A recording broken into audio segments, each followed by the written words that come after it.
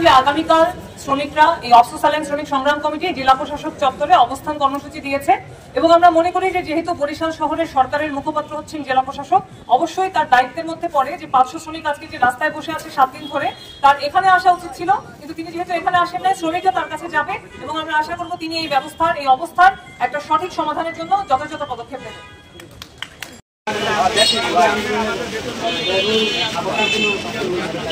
আমাদের বেতনটাও হয় নাই, তবে আপনাদের সহযোগিতার জন্য আমরা আসি, কিছু সহযোগিতা করেন আমাদের এই দিক টাকায়। হ্যাঁ, আর্থিক সহযোগিতা যদি আমাদের করছেন আমাদের জন্য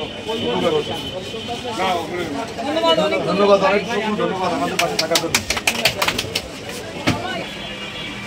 অসংখ্য ধন্যবাদ ভাইয়া।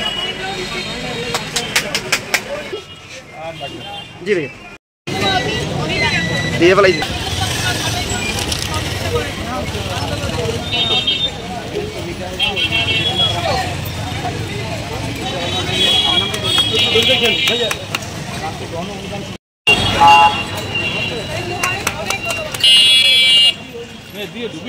শ্রমিকরা যাচ্ছে কারণ সরকারের বরিশালের প্রতিনিধি তো হচ্ছেন জেলা প্রশাসক, তাহলে সরকার কি উদ্যোগ নেন, জেলা প্রশাসক কি উদ্যোগ নেন, সেটা জানতেই তো কালকে শ্রমিকরা সেখানে অবস্থান করবে।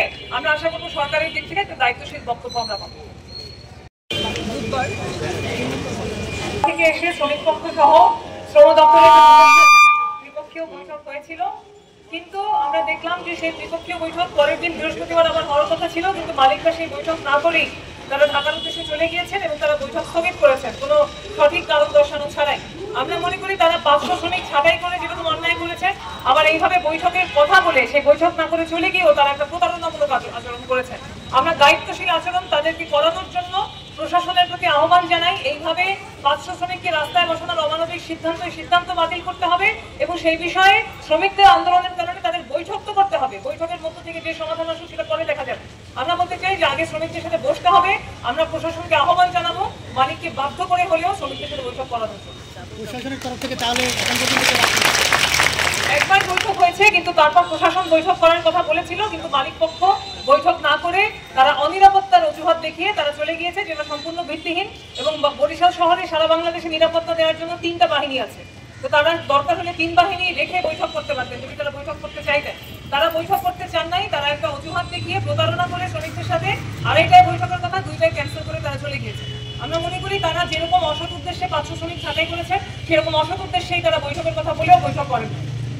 তাহলে এতদিন যাবত যে